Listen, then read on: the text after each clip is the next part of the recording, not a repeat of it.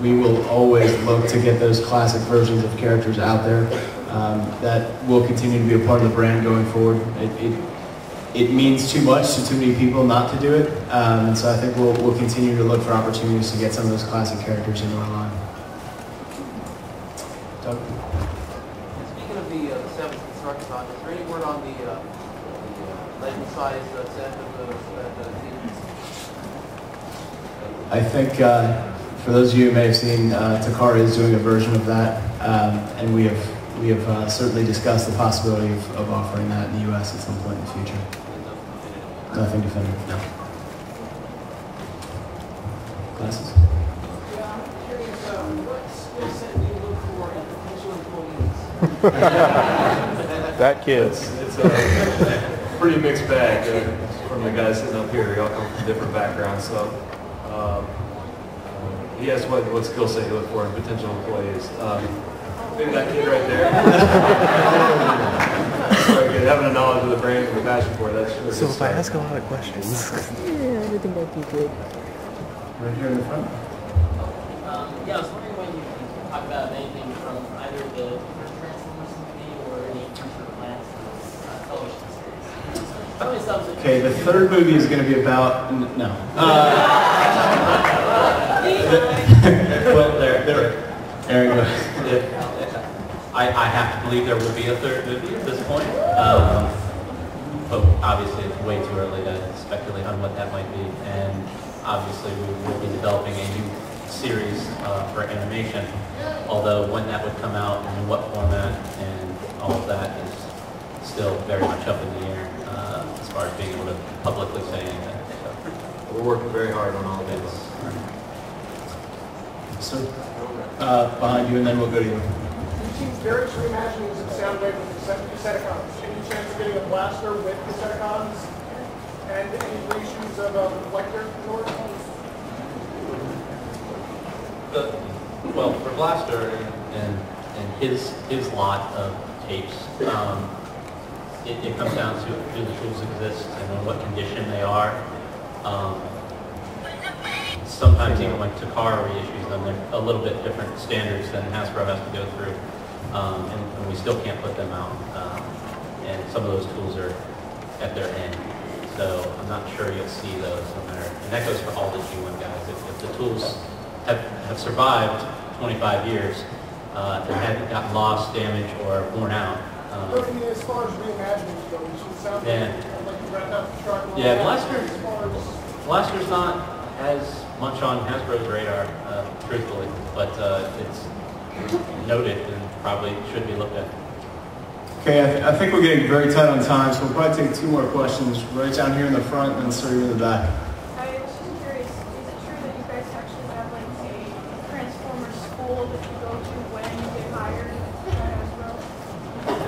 Well, I don't know about Transformers school, but at this point the brand is so big and has had so many interpretations over the years, and if you were just to type in Optimus Prime on the internet, you'd get 80 different stories for what that means and what that represents. So we do kind of give a little cheat sheet or our modern point of view, and that helps everybody kind of stay on somewhat of a track.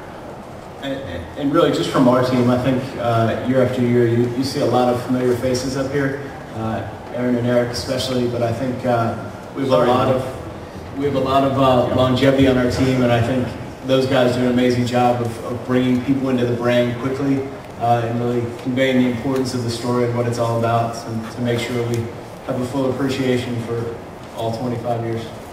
Yeah, and it's probably worth note that just about everybody on our Transformers team right now kind of grew up with it, so there wasn't a whole lot to learn. I mean, once I got hired, I immersed myself in it a lot deeper than I ever had, of course, but yeah, I was familiar with all the characters, all the history, all the movies, all the different generations, and things that are going on in Japan. This is all stuff that wasn't news to me. This is now I get to be a part of that, and help create the new stuff. So that was exciting.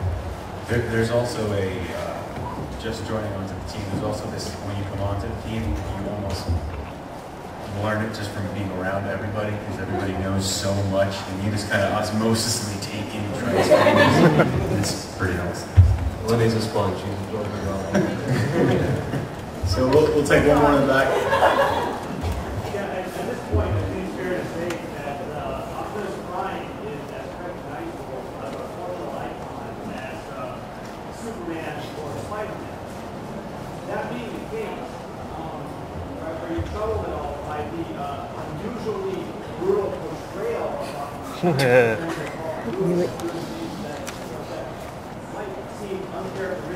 I think I know that guy online, or at least 16 versions of him. Well, thank you for acknowledging that we are at that level. That's humbling for everybody on the brand. Those characters are certainly big ones. You know, for the different entertainments, they have to be represented in their best format. Okay, so a spectacular, big budget summer movie, Optimus can get away with maybe a little more aggressive battle than you would ever see previous to that. So we've all seen the previous stuff and kind of think that's the only way. But in the format of the film, I think there's a little more ability to open it up.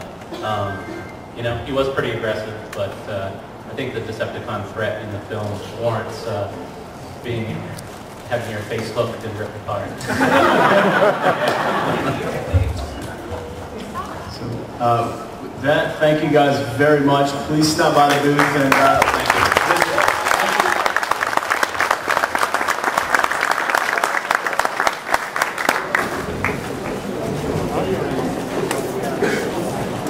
So, wait till you get that video up.